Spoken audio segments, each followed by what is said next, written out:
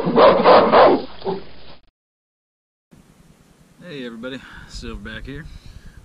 I wanted to do I know you've seen this revolver several times in a bunch of videos, but I wanted to do a video just pertaining specifically to this revolver. My buddy Josh Benware actually just recently purchased a revolver. It's a Smith & Wesson 686. Beautiful revolver. That was actually the first revolver I've ever fired in my life, and that led me to actually really enjoying revolvers. So then I found this one used. This is a Smith & Wesson Model 64. This is a late 70s model. Not exactly sure when it was made, but this came out, I'm going to say, somewhere between 74 and 77. I do know it predates the 80s, definitely for sure. Pretty sure this is the 4-inch heavy barrel version, which they didn't come out with until 1974. That's when they started making the 4-inch heavy barrel version. But these were very popular amongst a lot of police departments, statewide agencies, private security and stuff like that. Again, you know, back in the 70s all the way up until they started using semi-automatics. I think it was like 1993, I believe, somewhere in that general area. But this, however, this one came from a private security firm, because there's no distinguishing markings on here, because Smith & Wesson made a bunch of them specific for the New York Police Department. They either said NYCPD on them or NY1, and this does not have any of those markings on it. So I know it was definitely not used there. This could have been a private owner who just had this and just did a lot of shooting with it. I mean, it's definitely been used. You can see there's some holster marks on it from it being drawn from a holster. It's got a little significant wear right there, maybe from wrapping his hand around it all the time. But yeah, this is the original setup for this revolver. You can see the Smith & Wesson in the logo. It's got the nice wood grips. It is the square butt version. They do make a rounded butt version. Now this Model 64 is the stainless steel version of an earlier model called the Model 10, which more places liked in high humid areas like the Model 64, because it is a stainless steel version versus the old blued version. Smith & Wesson in Springfield, Massachusetts. I grew up in the town that's right next to Springfield, Massachusetts. I passed this factory I don't know how many times in my lifetime, in my youth, when I was living up there. So it's a big building's been there for a long time.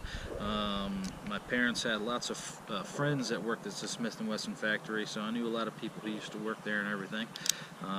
It's been a while since I fired this guy.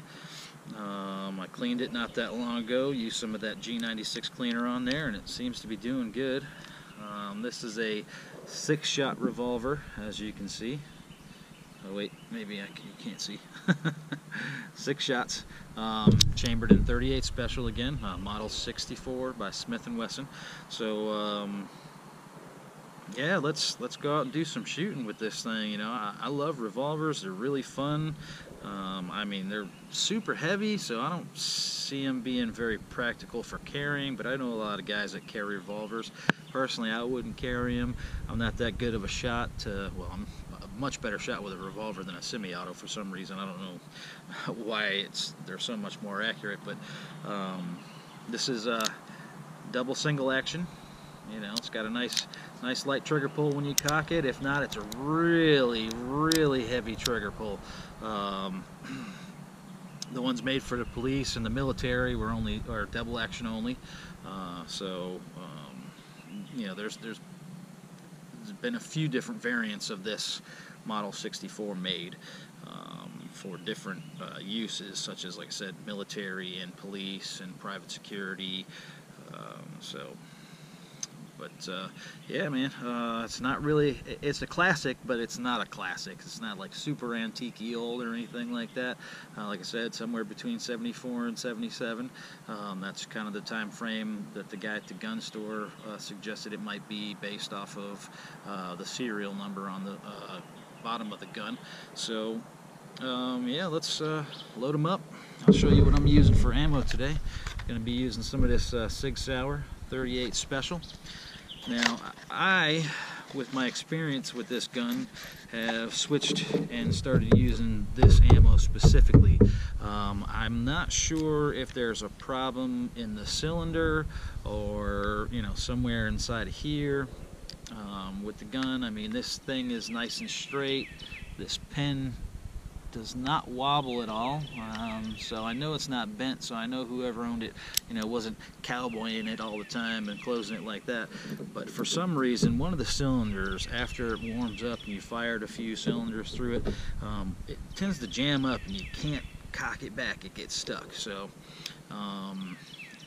when I use this ammo, it's very nice ammo. When I use this, it doesn't do that. So I'm just going to stick with this ammo and use only that ammo. Alright, well, I got that beautiful hard target that Gil sent me, which I purchased from Gil to put the $5 towards Mr. Holster.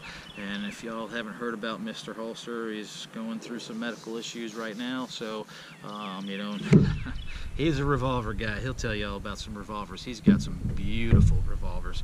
So yeah, buy some hard targets from Gil, man. I mean, you know, if you're looking for some steel, go over to Gil at Hard Target on his YouTube page, and he has a link to his store, and I believe most of his videos, if not all of them, down in the description of his videos. Alright, well, let's get geared up and turn the camera to face the target and do a little bit of shooting with this thing, and let me show you how it shoots.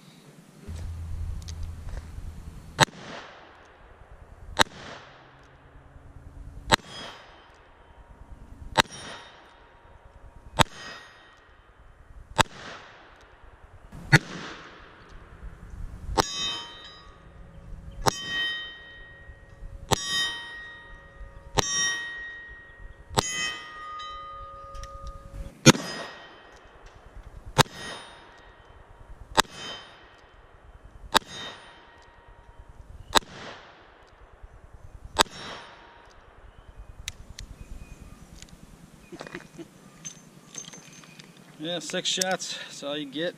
I'm gonna load it up and do some shots with just, you know, I was cocking it, the hammer, and shooting that way. So now I'm gonna do some without cocking the hammer and show you the difference there as well. Alright, load it back up. I'm gonna go ahead and do it without pulling the hammer back, just a straight trigger pull, and show you what the difference is. It's a much heavier pull, obviously. It's almost a hair trigger once you cock the hammer back, so very sweet, very sweet.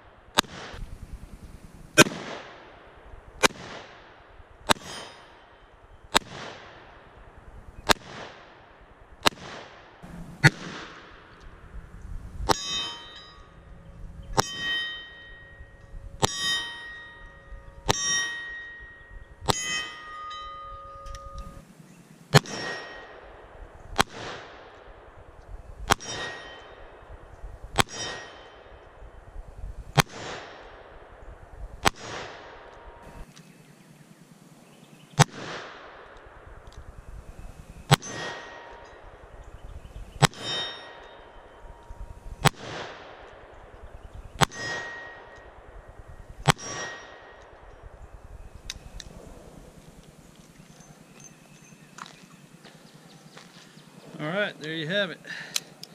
Model 64 by Smith & Wesson. You know, if you're a gun guy and you haven't tried any revolvers, I suggest you go out there and try some. I mean, in my opinion, I really like shooting with them. Like I said, for target shooting, it's really fun. Still not sure about the whole carrying it issue. I'm still teetering on the edge with that. A lot of guys prefer to carry a revolver. If you do, make sure you get yourself a revolver rated for plus P ammo and carry yourself some nice jacketed hollow points in that revolver, or go with a 357. You can never go wrong with a 357 revolver, that's for sure. All revolvers, there's really not a whole lot of mechanics involved in a revolver, so there's really not a whole lot that can go wrong with a revolver also. So, but it's just a good time, man. Shooting revolvers is a really good time. I enjoy it a lot. Unfortunately, I haven't really been out here shooting this one that often. I do plan on picking up another one here soon. That will probably be my next purchase, is another revolver. Really would like to get that model 686 by Smith & Wesson, so we'll see if I can find a good used one for a good price. That'll be my next one. Alright, just want to make this short little video on the funness of revolvers and this little guy just by itself.